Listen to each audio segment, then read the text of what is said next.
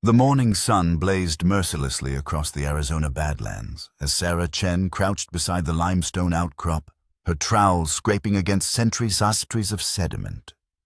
Sweat darkened the back of her field shirt despite the early hour, and her thick glasses kept sliding down her nose, a constant reminder of the vision problems that made her an oddity among the field researchers. Dr. Marcus Thornfield had made it clear from day one that her myopia was a liability, that she was here on sufferance, a diversity hire from the university who needed to prove herself twice as hard as the men. "Chen!" Thornfield's voice cracked like a whip across the dig site. "Stop dawdling with that brushwork. We need real progress today, not art class." Sarah's jaw tightened, but she kept working methodically. The other graduate students, all men, had learned to ignore Thornfield's constant needling of her, but she felt their sideways glances nonetheless. Her careful technique had actually uncovered more intact specimens than anyone else this season, though Thornfield never acknowledged it publicly. The bone emerged slowly from the matrix, its surface gleaming white under her gentle brushwork. Something felt wrong immediately. The preservation was too perfect, the coloration too fresh. Sarah's pulse quickened as she recognized the distinctive curve of a femur, but this was no ancient fossil. Her trained eye, strengthened by years of compensating for her poor distance vision, caught details that others might miss up close. "Dr. Thornfield," she called, her voice carefully neutral, "could you examine this specimen?" Thornfield approached with his characteristic heavy stride, field boots crunching on the rocky ground. His weathered face, permanently squinted from decades under desert suns, showed irritation at being summoned by the apprentice. Behind him, the other students gathered. Jim Cartwright with his perpetual sneer, David Ross trying to look important, and quiet Miguel Santos, who rarely spoke but observed everything. Thornfield knelt beside the excavation, his experienced hands immediately recognizing what Sarah had found. His face went pale beneath his tan. The bone was human, recent, and had no business being in a Cretaceous formation. "Pack it up," he said quietly. "Standard cataloging. Formation 12, Layer 7. "But sir," Sarah began, "the dating—" "I said pack it up, Chen." His voice carried a warning edge that made the other students shift uncomfortably. "And I want complete documentation sealed. No discussion of this specimen outside this team." Sarah felt the familiar knot in her stomach that came with being silenced. The rule was absolute in paleontology. Proper documentation, proper channels, proper hierarchy. Graduate students, especially female ones with vision problems who barely belonged in the field, did not question senior researchers. The bone disappeared into Thornfield's private collection bag, tagged with coordinates that would bury it in bureaucratic layers. That afternoon, as the team returned to Copper Ridge, the small mining town that served as their base, Sarah noticed the man in the diner watching her. He wore a sheriff's uniform but sat in civilian clothes, nursing coffee that had long gone cold. When their eyes met briefly, he nodded, not friendly, but acknowledging. Something in his expression suggested he knew exactly what they had found in the desert. The motel room felt stifling despite the rattling air conditioner. Sarah lay on the thin mattress, staring at the water-stained ceiling and thinking about proper channels. The university ethics code was clear. All significant finds required immediate reporting through official channels. But Thornfield's order had been equally clear, backed by the implicit threat to her funding, her degree, her future in a field that barely tolerated women. She reached for her field notebook, the leather cover worn smooth by constant handling. Her myopia actually helped with close detail work, allowing her to sketch anatomical features with precision that impressed even Thornfield when he thought no one was looking. The bone measurements filled 3 pages, dimensions that would prove its recent origin to any qualified examiner. A soft knock interrupted her documentation. Sarah opened the door to find Miguel Santos holding 2 cups of coffee from the diner. "Thought you might want this," he said in accented English. His dark eyes held understanding without judgment.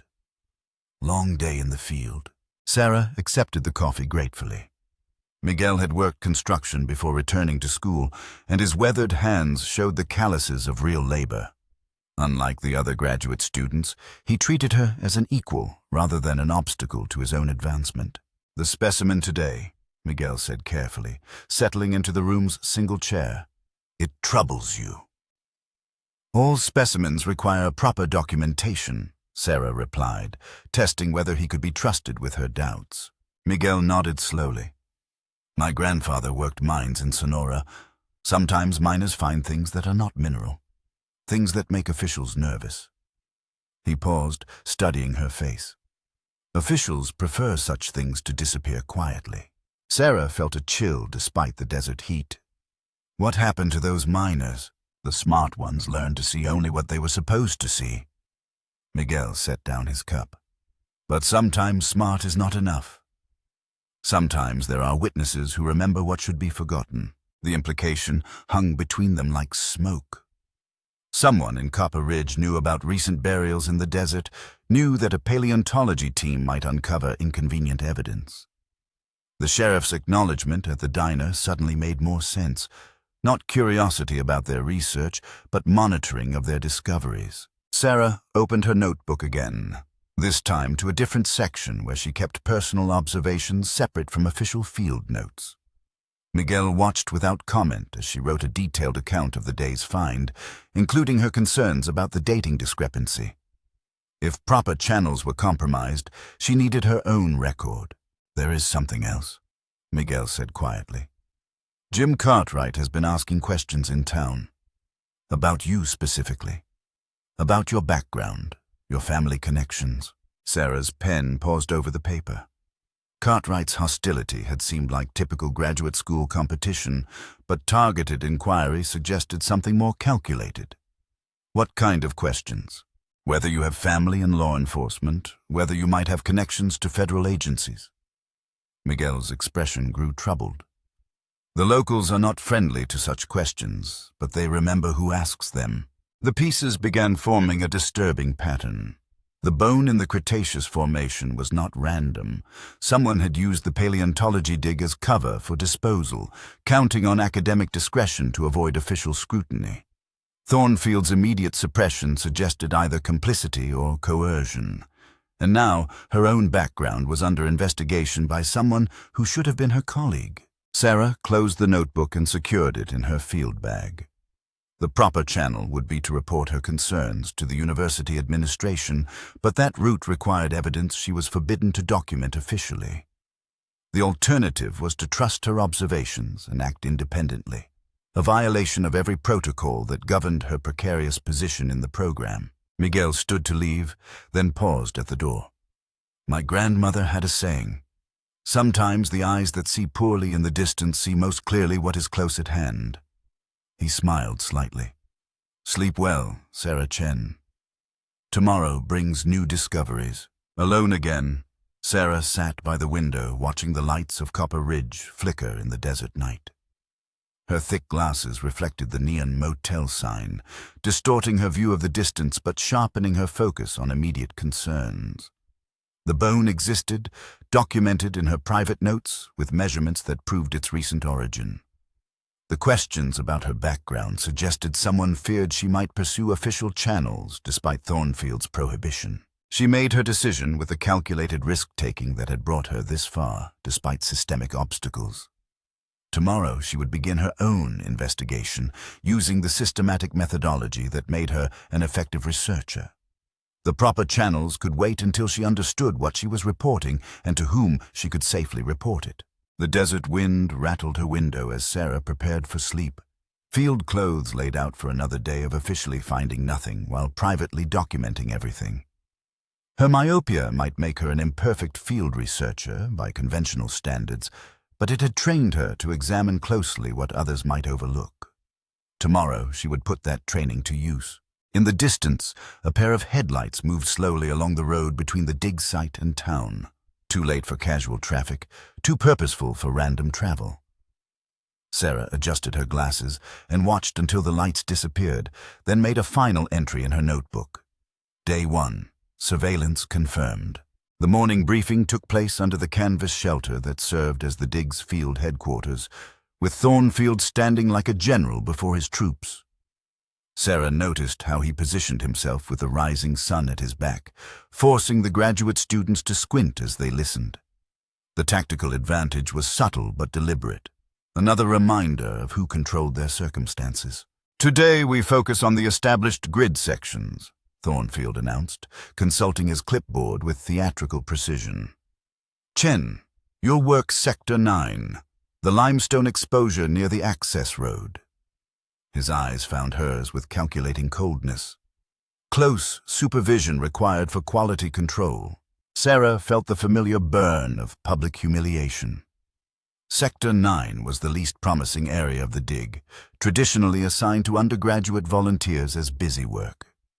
The other students smirked at her demotion, except for Miguel, who kept his expression carefully neutral. Jim Cartwright's satisfaction was particularly obvious. He had been promoted to team leader for the day's primary excavation. "Sir," Sarah said carefully, "yesterday's specimen from Sector 12 requires follow-up documentation." "Yesterday's specimen has been properly processed and catalogued," Thornfield cut her off. "Your concern should be with today's assignments, not questioning completed work." The rebuke carried across the dig site, ensuring everyone heard her correction. The unspoken rule crystallized in that moment. Questioning official decisions was insubordination, regardless of scientific merit. Sarah's myopia might make her exceptional at close detail work, but it also marked her as different, vulnerable to exclusion from the essential networks that determined academic survival. Thornfield's message was clear. Conform or be eliminated from the program. David Ross would serve as her supervisor for the day, a humiliation compounded by his junior status and obvious discomfort with the assignment. As they walked toward Sector 9, Sarah noticed the same sheriff's vehicle parked at the overlook above the dig site. Close enough to observe activities, but distant enough to maintain plausible deniability. "This is really awkward," David muttered as they reached the designated area. "I mean, your technique is actually better than most of us, but Thornfield says you need monitoring for protocol compliance." Sarah began setting up her tools with methodical precision. "Protocol compliance means following proper documentation procedures." "Well, yeah, and not making unauthorized interpretations of specimens." David shifted uncomfortably. "Look, just do the work and don't ask complicated questions. We all want to finish the program without trouble." The limestone exposure in Sector 9 proved more interesting than expected. Sarah's careful brushwork revealed a series of small artifacts embedded in the matrix, not fossils, but manufactured objects that clearly post-dated the formation. Metal fragments, cloth fibers, and what appeared to be synthetic materials created a pattern of recent contamination that contradicted the geological dating. Each discovery presented the same dilemma as yesterday's bone. Proper documentation required reporting finds that someone clearly wanted to remain buried. Yet failing to document violated the scientific standards that justified her presence in the program. Sarah chose a middle path, photographing and measuring each artifact while maintaining neutral descriptions in her official notes. "What are you finding over there?" David called from his position 20 feet away, where he was supposed to be working while supervising her. "Anomalous inclusions in the matrix," Sarah replied truthfully. "Possible contamination from surface activity." The phrasing was deliberately vague, technically accurate, but avoiding inflammatory interpretations. By midday, the heat had become oppressive. Sarah worked with her shirt sleeves rolled up, her forearms showing the scratches and calluses that marked genuine field work.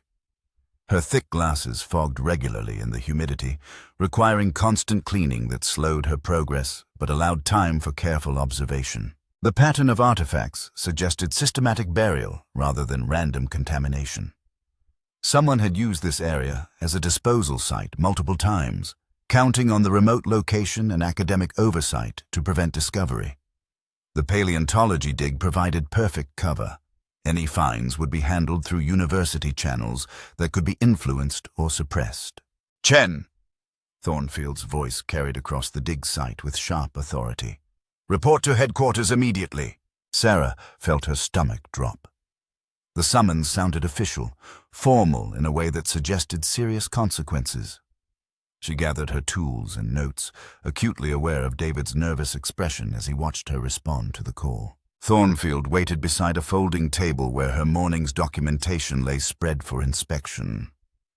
The sheriff from the diner stood nearby, close enough to observe but not officially participating in the academic review.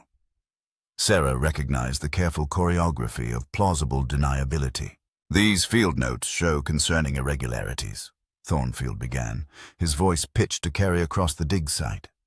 "Unauthorized photography of non-specimen materials, detailed measurements of surface contamination, speculation about site usage outside the research parameters." Sarah felt the trap closing around her. "Sir, standard protocol requires documentation of all finds within the excavation area." "Standard protocol," Thornfield interrupted, "requires following supervisor guidance about what constitutes relevant findings. Your role is data collection, not interpretation." He lifted one of her photographs, a clear image of metal fragments in the limestone matrix. "This represents a waste of research resources and a violation of focused methodology." The public nature of the confrontation was calculated to humiliate and isolate her. The other graduate students watched from their work positions, witnessing her professional destruction as a warning about the consequences of non-compliance. Sarah's myopia forced her to stand closer than comfortable to read Thornfield's expression, making her appear defensive and aggressive. "Dr. Thornfield," she said, keeping her voice level, "the university ethics guidelines require a complete documentation of excavation activities. I was following established protocols for field research." The sheriff stepped forward slightly, not speaking, but making his presence felt in the academic discussion. Thornfield nodded acknowledgement of the subtle support. "Miss Chen," Thornfield said, using her title rather than her academic rank, "your interpretation of ethics guidelines appears to conflict with project leadership decisions. This suggests a fundamental misunderstanding of research hierarchy and collaborative methodology." Sarah recognized the language of academic elimination, formal phrases that would justify removing her from the program while maintaining institutional cover. Her vision problems, her gender, her tendency to question authority could all be framed as professional inadequacies that warranted dismissal. But Miguel's advice from the previous evening suggested a different approach. Instead of direct confrontation, she needed to find procedural protection for her position. "Sir, I request formal clarification of documentation standards," Sarah said carefully. "If current protocols need modification, I should receive written guidance to ensure compliance." The request was reasonable and difficult to refuse without appearing arbitrary. Thornfield's expression showed irritation at her tactical maneuvering. "Written protocols exist in the project guidelines you received at orientation. Review them thoroughly before tomorrow's work assignment." The sheriff moved closer to the table, his attention focused on Sarah's photographs. "Interesting rock formations out there," he commented casually. "Lots of natural variation in the landscape." His tone was conversational, but Sarah caught the underlying message. The artifacts she had documented were being reframed as natural geological features, not evidence of human activity. The official position would be that her myopia had caused misinterpretation of normal surface conditions. "Yes, sir," Sarah replied to both men simultaneously. "I'll review the guidelines carefully to ensure proper identification of geological versus archaeological materials." The double meaning was subtle but clear. She understood the game being played while maintaining her own documentation standards. Thornfield dismissed her with obvious displeasure, but the sheriff nodded approvingly at her diplomatic response. As Sarah walked back toward Sector 9, she noticed Jim Cartwright intercepting her path. His expression held the satisfaction of someone whose position had been strengthened by another's misfortune. "Heard you had some trouble with your field notes," he said with false sympathy. "Must be frustrating when your eyesight causes professional problems." Sarah stopped walking, forcing him to face her directly rather than delivering his comments in passing. "My documentation has been consistently accurate throughout the program." "Sure, but accuracy isn't the only consideration." Jim's smile was predatory. Team compatibility matters too, especially for someone who depends on program funding to continue their studies. The threat was explicit. Her financial aid could disappear if she continued to cause problems for project leadership. Sarah's family background provided no safety net. Losing the assistantship would end her academic career immediately. "I understand the importance of team collaboration," Sarah replied carefully, "and the value of thorough documentation that protects everyone's interests." Jim's expression shifted as he processed the implication. Her documentation could protect the team, but it could also expose activities that others preferred to keep buried. The photographs and measurements existed regardless of official suppression, creating potential leverage for future negotiations. "Well," Jim said, his confidence slightly shaken, "just remember that some discoveries are better left undiscovered. For everyone's sake." Sarah returned to Sector 9 with new understanding of her position. The artifacts she had found were significant enough to warrant intimidation and suppression, which suggested criminal rather than merely academic implications. Her documentation represented both evidence and insurance, dangerous to possess but potentially essential for survival. David had abandoned any pretense of supervision, working on his own excavation 30 feet away. Sarah continued her systematic documentation, but now she understood why her thick glasses and careful attention to detail made her dangerous to certain interests. Her myopia was not a disability in this context. It was a professional advantage that others feared. As the afternoon sun angled toward the western mountains, Sarah made her final entries in both official and personal field notes. Tomorrow would bring new challenges and escalating pressure. But tonight, she would transfer her documentation to secure locations that could survive confiscation or intimidation. The sheriff's vehicle remained at the overlook as the team prepared to leave the dig site. Sarah adjusted her glasses and looked directly up at the distant figure, acknowledging the mutual surveillance with professional calm. She had been warned about the consequences of asking questions, but she had also learned the value of the answers she was finding. The phone call came at 3 in the morning, jarring Sarah from restless sleep in her stifling motel room. The voice on the other end was unfamiliar, but carried the authority of someone accustomed to being obeyed immediately. "Miss Chen, this is Sheriff Wade Morrison. I need you to come to the station for a brief conversation about your research activities." Sarah fumbled for her glasses in the darkness, her heart hammering against her ribs. "Sir, it's the middle of the night." "Can this wait until dash?" "No, ma'am, it cannot wait. I'll expect you within the hour."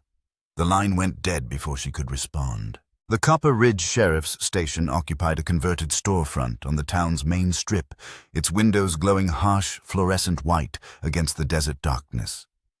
Sarah parked her battered Honda beside 2 patrol cars and a black sedan that looked distinctly federal. Her hands shook slightly as she adjusted her thick glasses and gathered the courage to walk inside. Sheriff Morrison was younger than she had expected, perhaps 40, with the lean build of someone who had seen military service. His uniform was crisp despite the late hour, suggesting he had dressed specifically for this meeting. The federal agent introduced himself as Special Agent Collins from some bureaucratic subdivision that Sarah didn't quite catch. "Miss Chen, thank you for coming in so promptly," Morrison began, gesturing toward a chair across from his desk. "We need to discuss some concerns that have arisen regarding your fieldwork." The interview room was deliberately uncomfortable.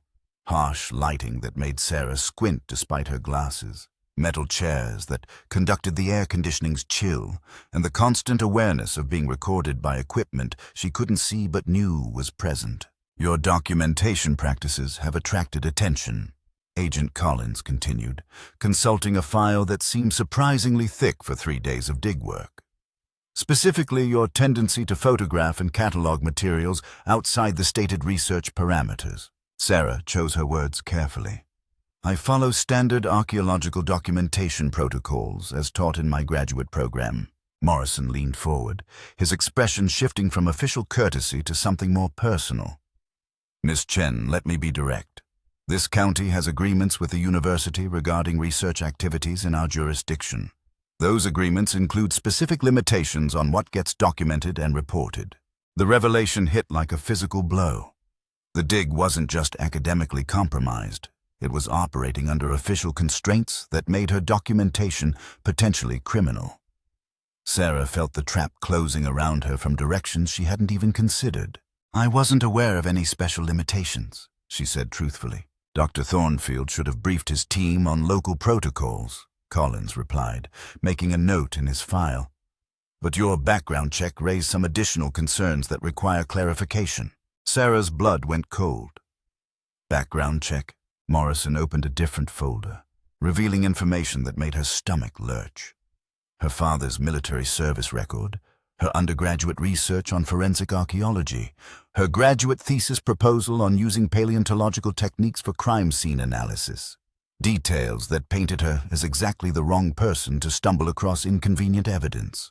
"Your academic specialization makes you a particular concern," Morrison continued. "Someone with your training might draw conclusions that could complicate ongoing investigations." The implication was clear.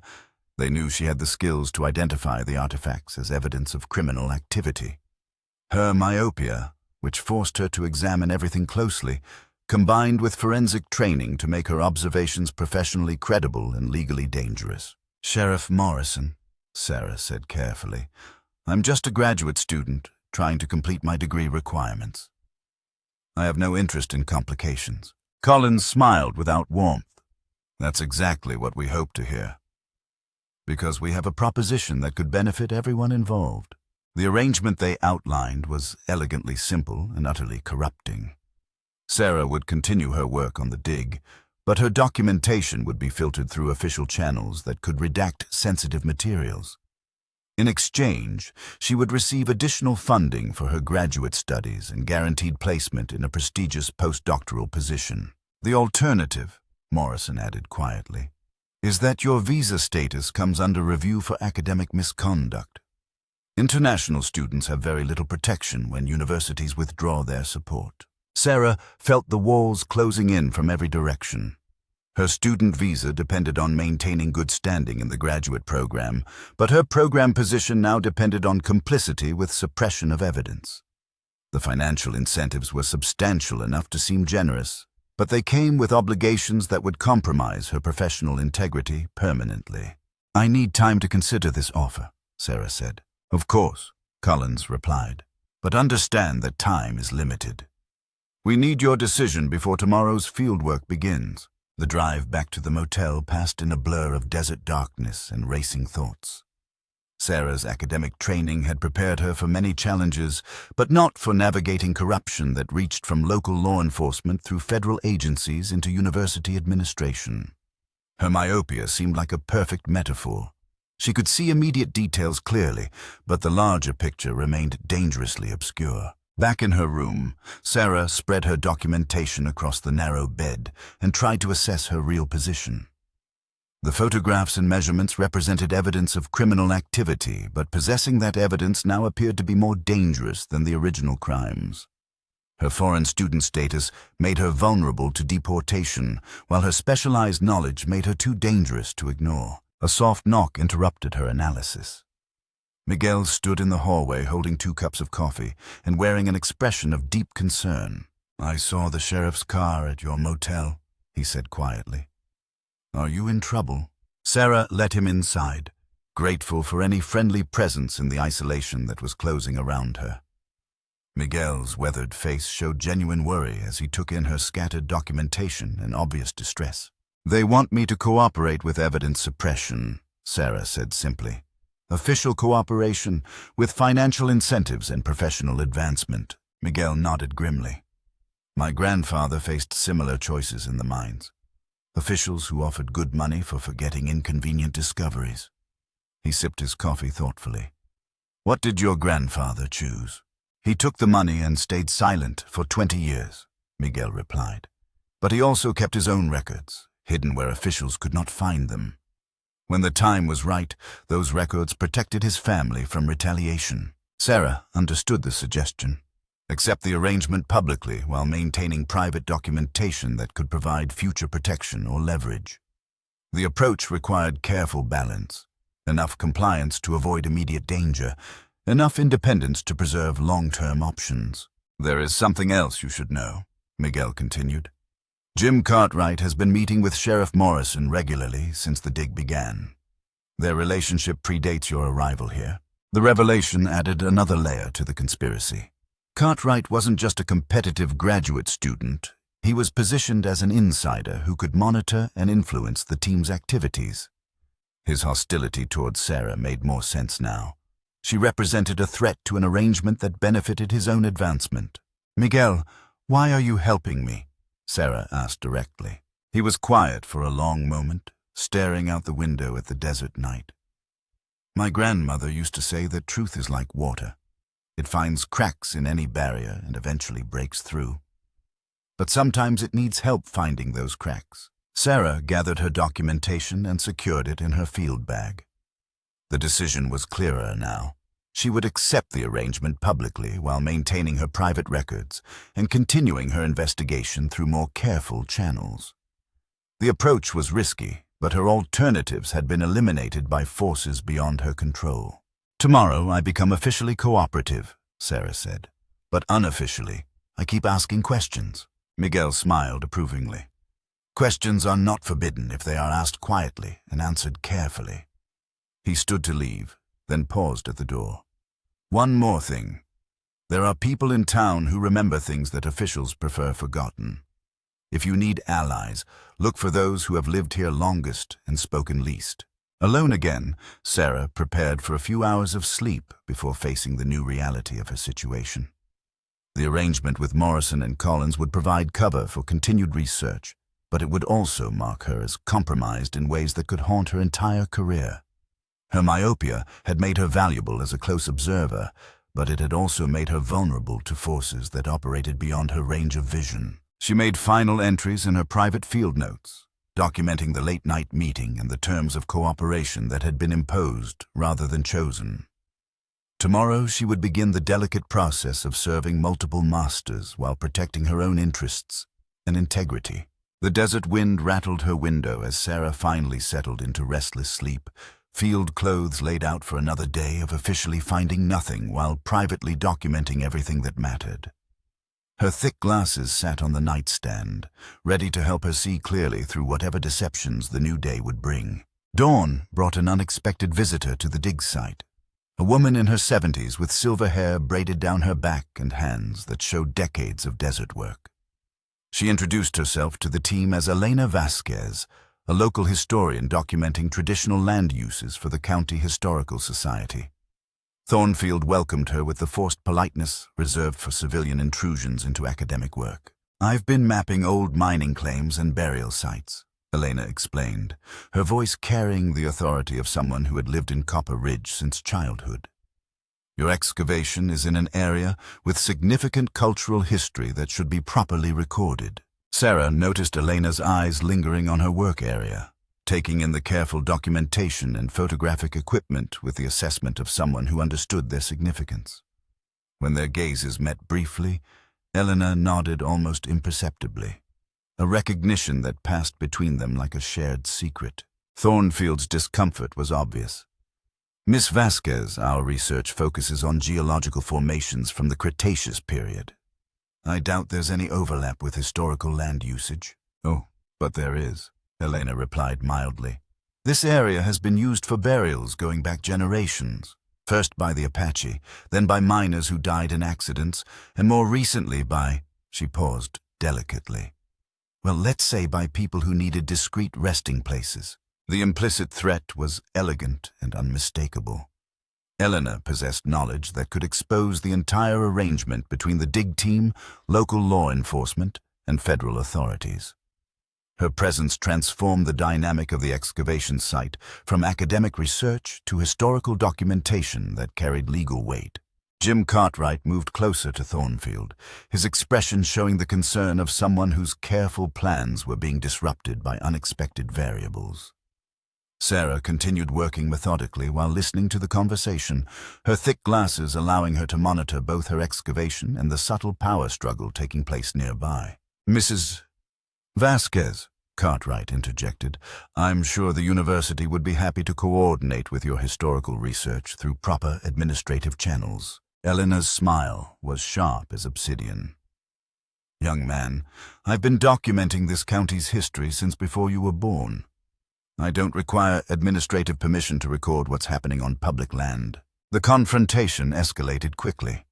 Thornfield attempted to assert academic authority over the site, while Elena calmly cited county ordinances and historical preservation statutes that gave her equal access. Sheriff Morrison arrived within minutes, too quickly to be coincidental, suggesting surveillance and rapid response protocols. "Elena," Morrison said with carefully controlled familiarity, "I wasn't aware you were planning research in this area. Wade, I wasn't aware I needed your permission to document county history," Elena replied with the tone of someone who had known Morrison since childhood. "Unless there's something about this site that requires special protection." Sarah watched the exchange with growing understanding. Elena wasn't just a local historian. She was positioned as a check on official corruption, someone with enough community standing and historical knowledge to challenge suppression of inconvenient evidence.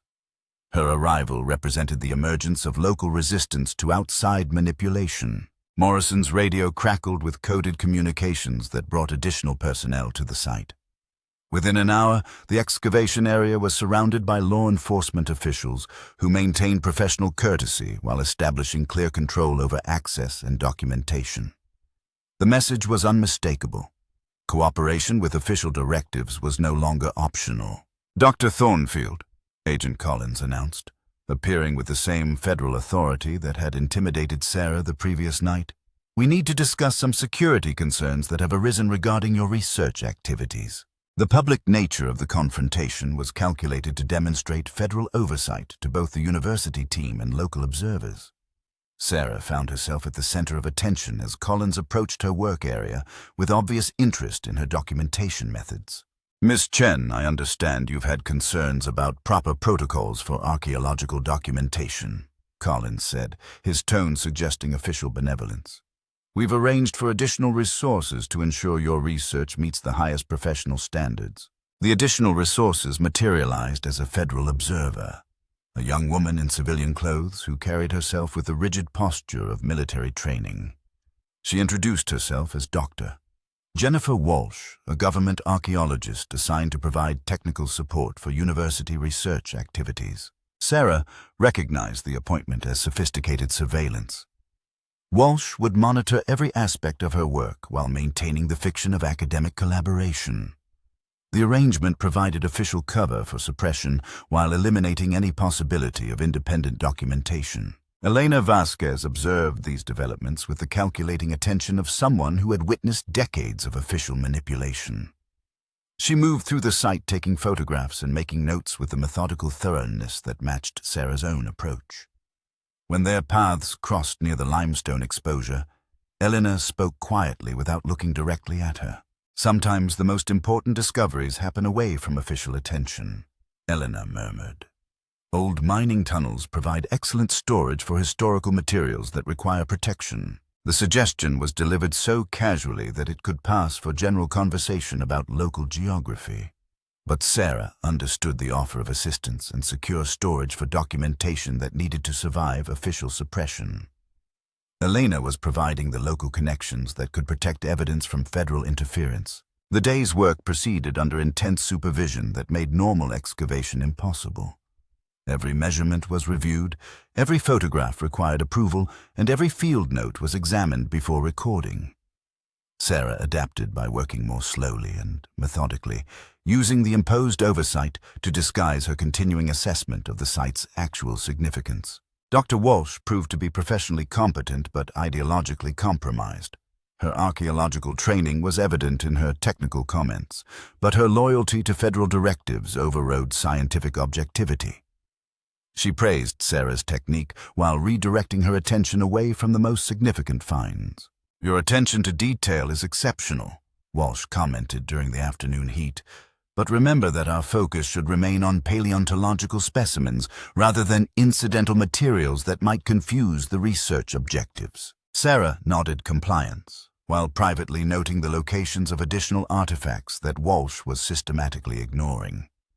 The Federal Observer was following a script that required acknowledging Sarah's skills while preventing their application to sensitive discoveries. As the day progressed, tensions escalated between Elena's historical documentation and federal efforts to control information flow. Elena's photographs included details that federal authorities preferred to suppress, while her interviews with local observers created records that existed outside official channels. The crisis point arrived when Elena approached Thornfield directly about coordinating their research efforts. Her proposal was reasonable and difficult to refuse without appearing obstructionist, but acceptance would undermine federal control over the site's documentation. "Dr. Thornfield," Eleanor said in a voice that carried across the excavation area, "I'd like to compare your geological findings with historical records of mining activity in this area. There might be interesting correlations between rock formations and documented burial sites." Thornfield's expression showed panic at the prospect of Elena's historical records being compared with their suppressed archaeological finds. The geological formations that supposedly contained only Cretaceous fossils would be revealed as recent burial sites that had been systematically excavated and resealed. "Miss Vasquez," Collins interrupted. "Federal archaeological resources are classified for security reasons. Civilian coordination requires clearance processes that could take several months." Elena's response was delivered with the dignity of someone who had spent decades fighting official stonewalling. "Agent Collins, county historical records are public documents. If federal activities are interfering with citizen access to public information, that raises constitutional concerns that require immediate resolution." The confrontation had escalated beyond local suppression to constitutional challenges that could attract media attention and congressional oversight. Sarah watched the federal agents consulting among themselves with obvious concern about the legal and political implications of Elena's resistance. Morrison attempted to defuse the situation by suggesting administrative compromises, but Elena refused to be deflected from her core demand: access to coordinate historical documentation with current archaeological findings. Her position was legally unassailable and practically devastating to the suppression effort. Sarah realized that Elena's intervention had created an opportunity for independent action. While federal attention focused on containing the local historian's challenge, surveillance of the university team had relaxed slightly. The window for decisive action was narrow, but real. As the afternoon sun angled toward the mountains, Sarah made her choice. During a brief moment when Walsh was distracted by the ongoing confrontation, she gathered her private documentation and field samples, securing them in her personal equipment bag rather than official storage containers. Elena's eyes met hers across the site, acknowledging the successful transfer with a slight nod. The local historian had provided both distraction and future storage for evidence that federal authorities were desperate to suppress. The day ended with unresolved tensions and escalating stakes. Elena departed with promises to return with additional historical documentation, while federal agents consulted with superiors about expanded security measures. Sarah prepared for evening documentation, knowing that tomorrow would bring even greater pressure and more dangerous choices. As the team packed equipment under federal supervision, Sarah caught Elena's final message delivered through casual conversation with Miguel. "Mining tunnels stay cool even in summer heat. Good preservation conditions for delicate materials." The location and access method had been communicated. Tomorrow, Sarah would have to decide whether to risk everything by acting on the opportunity Elena had created, or continue the safer path of managed cooperation with federal authorities who grew more dangerous with each passing day. The abandoned copper mine lay hidden in a fold of desert hills 2 miles northwest of town, its entrance partially concealed by decades of rockfall and scrub vegetation. Sarah approached on foot in the pre-dawn darkness, her thick glasses reflecting starlight as she navigated the treacherous terrain with equipment that could document the truth federal authorities were desperate to suppress. Elena Vasquez waited inside the mine's entrance with battery-powered lights and a folding table that transformed the rocky chamber into an impromptu laboratory. Her presence confirmed the conspiracy of local resistance that had been forming around Sarah's discoveries, but it also meant crossing the final line between academic compliance and open defiance of federal authority. "I brought what you requested," Sarah whispered. producing her private documentation and the artifact samples she had managed to secure during the previous day's chaos. "But if we're discovered here—" "We won't be discovered if we work quickly and quietly," Elena interrupted, spreading Sarah's photographs across the table with the efficiency of someone who had conducted clandestine operations before. "These images match historical records that federal agents don't want connected to their current activities."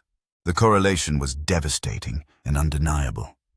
Elena's archival photographs showed the same limestone formations being used for burials over decades, with clear documentation of law enforcement involvement in body disposal operations. Sarah's recent finds represented the most recent layer of an ongoing criminal enterprise that reached into federal agencies. "How long has this been happening?" Sarah asked, comparing her geological measurements to Elena's historical timeline. "Since the 70s. When federal drug interdiction created the need for discrete disposal methods," Elena replied grimly. "Local cooperation was purchased through economic development projects and selective law enforcement. Your university dig was just the latest cover operation." Sarah felt the magnitude of what they were documenting settle around her like physical weight. Her academic research had stumbled into a criminal conspiracy that involved multiple levels of government and had operated with impunity for years. The evidence they were assembling could destroy careers and trigger federal investigations, but it could also result in their immediate elimination. Elena produced additional materials from deeper in the mine, boxes of documents and photographs that represented decades of careful documentation by local residents who had witnessed federal crimes but lacked the power to expose them. Sarah's scientific training provided the missing element that could make their evidence legally actionable. "There are others who have been waiting for someone with your credentials," Elena continued, opening files that showed the scope of local resistance. "People who lost family members to federal operations, witnesses who were threatened into silence, officials who kept private records when they couldn't act publicly." The network of potential allies was larger than Sarah had imagined, but so was the danger of exposure. Federal surveillance of the dig site would eventually detect her absence, while her foreign student status made her vulnerable to immediate deportation if her activities were discovered. The window for action was closing rapidly. Sarah worked with desperate efficiency, photographing Elena's historical documentation while cross-referencing it with her own archaeological finds. The correlation established a clear pattern of federal involvement in systematic body disposal that could survive legal challenge if properly presented. Her myopia actually helped in the confined space of the mine, allowing her to examine documents and artifacts with exceptional detail despite the artificial lighting. "We need to establish secure communication with federal authorities who aren't compromised," Sarah said as she completed her documentation. "This evidence requires investigation by agencies that aren't involved in the cover-up."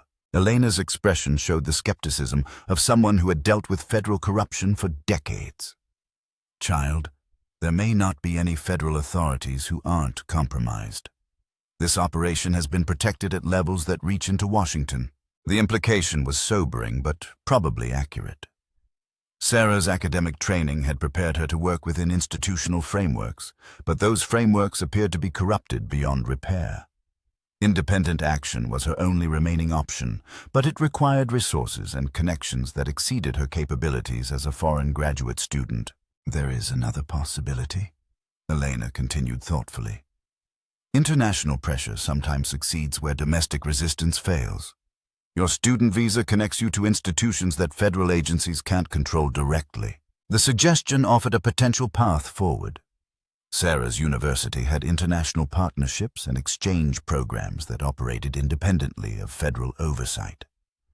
Academic colleagues in other countries might provide platforms for exposing federal crimes without triggering immediate suppression. As dawn approached, they completed their documentation and prepared to return the evidence to secure storage deeper in the mine network.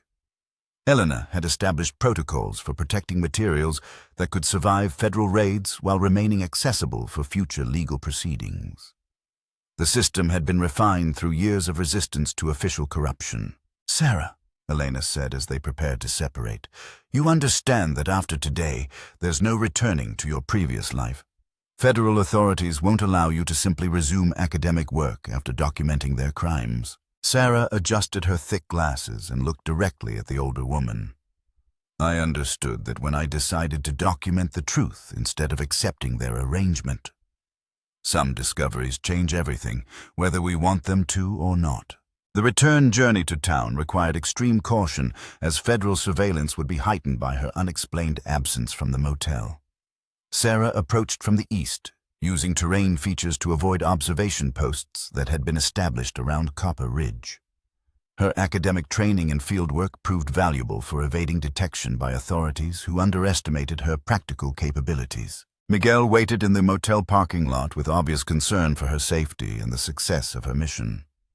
His presence confirmed that local resistance included members of the university team, creating internal communication networks that federal authorities had failed to identify. The conspiracy of silence was breaking down from multiple directions simultaneously. Dr. Walsh has been asking about your whereabouts, Miguel reported quietly. Thornfield claims you're conducting private research that requires documentation review.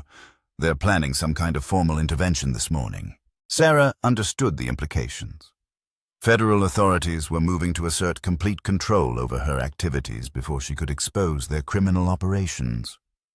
The intervention would likely include confiscation of her documentation and immediate removal from the research program, followed by deportation proceedings that would eliminate her as a witness.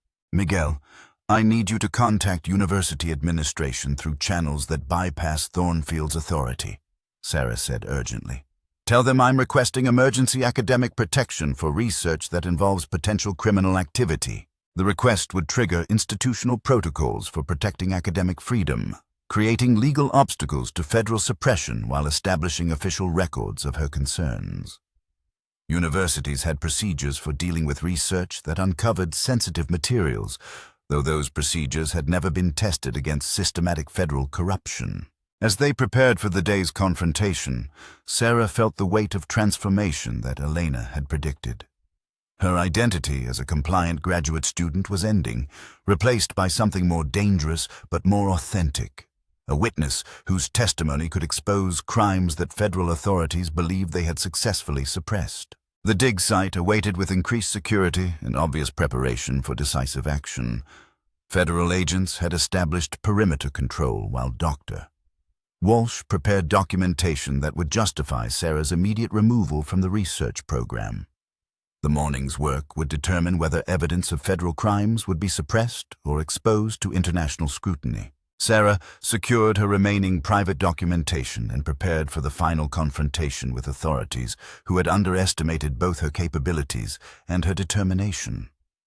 Her myopia might limit her distant vision, but it had trained her to examine closely the details that others preferred to ignore. Today, that training would be tested against federal resources designed to eliminate inconvenient witnesses. The desert sun rose over another day of officially routine archaeological research, while underground networks prepared to challenge federal authority through carefully documented evidence of systematic criminal activity. Sarah's transformation from compliant student to dangerous witness was complete, but the ultimate outcome remained hidden in the dangerous territory between academic freedom and federal power. The confrontation came during the morning briefing, with federal agents positioned to document Sarah's removal from the research program while maintaining the fiction of academic due process. Thornfield stood with obvious discomfort as Agent Collins prepared to execute the intervention that would eliminate her as a witness to federal crimes. But Sarah had prepared her own surprise that would transform the dynamic of their carefully orchestrated suppression. Miss Chen, Collins began with official formality. Your research activities have raised security concerns that require immediate administrative review. Dr. Walsh will escort you to federal facilities for debriefing about sensitive materials you may have encountered. Sarah remained seated at the folding table, her thick glasses reflecting the morning sun as she consulted a folder that made Collins visibly tense.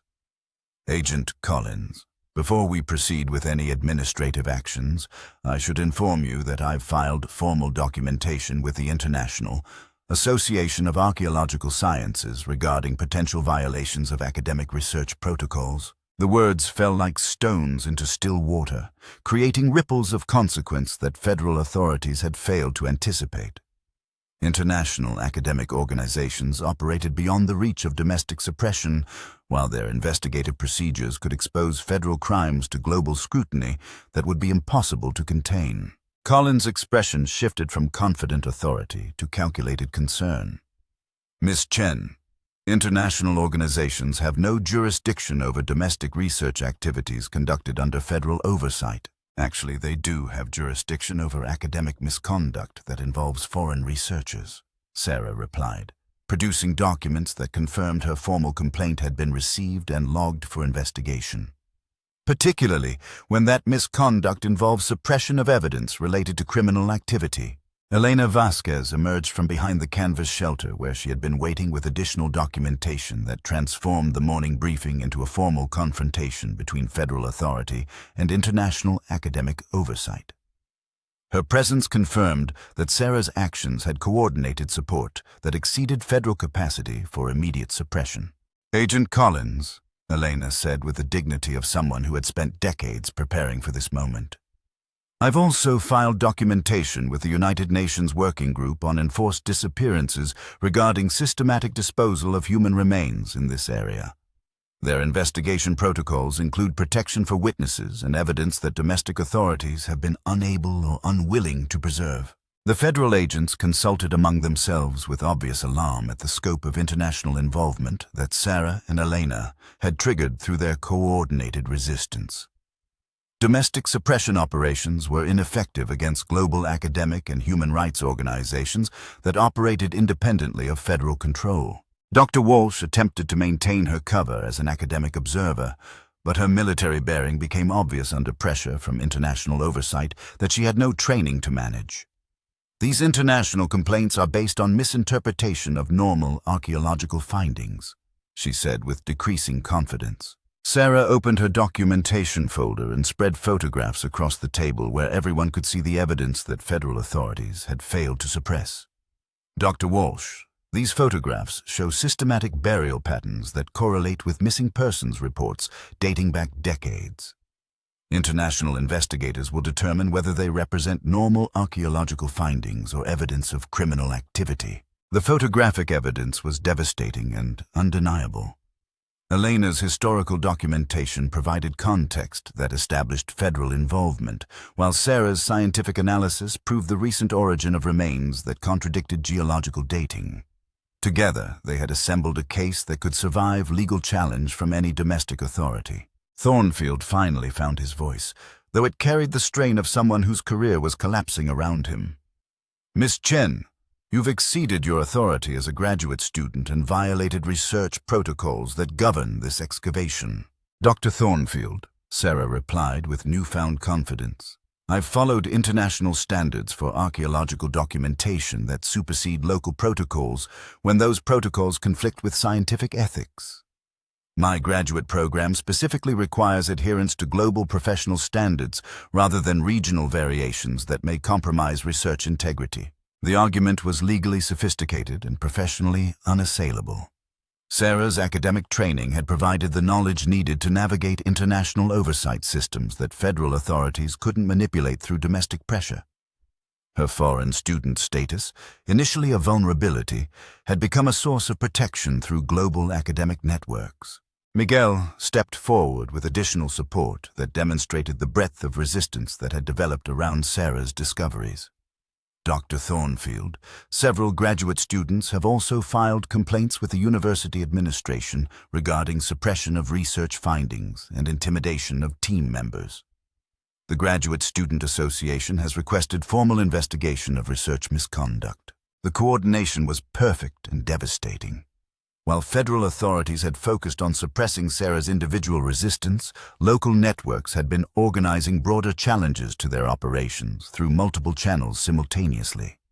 The morning briefing had become a formal confrontation between federal authority and coordinated international oversight that exceeded their capacity for immediate suppression. Collins made a final attempt to assert federal control over the deteriorating situation. "All parties should understand that national security considerations override international academic protocols when classified materials are involved." Elena responded with documents that demolished his position completely. "Agent Collins, Classified materials require formal designation through established legal procedures. These burial sites have never been officially classified, which means international investigators have full access rights under academic research protections. The federal position collapsed entirely as the scope of their legal exposure became clear. Decades of criminal activity had been conducted under informal suppression that couldn't survive formal international scrutiny. Sarah's documentation and Elena's historical records provided evidence that would trigger multiple investigations beyond federal control. Sheriff Morrison arrived with obvious reluctance to support federal authorities, whose operations were now exposed to global oversight. His local political survival required distancing himself from criminal activities that international investigators would certainly discover and prosecute. "Agent Collins," Morrison said carefully, "the county attorney has advised me that international investigations require full cooperation from local law enforcement. We'll need to preserve all evidence and provide access to any requested documentation." The transformation was complete and irreversible. Federal suppression had been replaced by international oversight that would investigate decades of criminal activity while protecting the witnesses who had exposed it. Sarah's academic training and Elena's local knowledge had combined to defeat sophisticated federal operations through superior legal positioning and coordinated resistance. As the morning progressed, additional support arrived from sources that federal authorities had failed to anticipate. University administrators appeared with legal counsel to protect academic freedom, while international observers established formal investigation protocols that would document federal crimes under global oversight. Sarah watched the transformation of her status from vulnerable foreign student to protected international witness with satisfaction that was tempered by understanding of the long-term consequences. Her academic career would continue under international protection, but her life in the United States was ending as federal authorities prepared damage control operations that would reshape their relationship with academic institutions. Elena approached as the federal agents departed with obvious defeat in their posture and coordination. "You understand that this is just the beginning of a very long process," she said quietly. "International investigations move slowly, and federal authorities will attempt to limit their exposure through various legal maneuvers." Sarah adjusted her thick glasses and looked across the excavation site that had been transformed from an academic research project into a crime scene under international protection. "I understand, but the evidence will survive now regardless of federal attempts at suppression. Sometimes that's the best outcome available." The desert sun climbed toward noon as Sarah packed her legitimate documentation under international oversight rather than federal suppression. Her transformation from compliant graduate student to protected witness was complete, but her work was just beginning.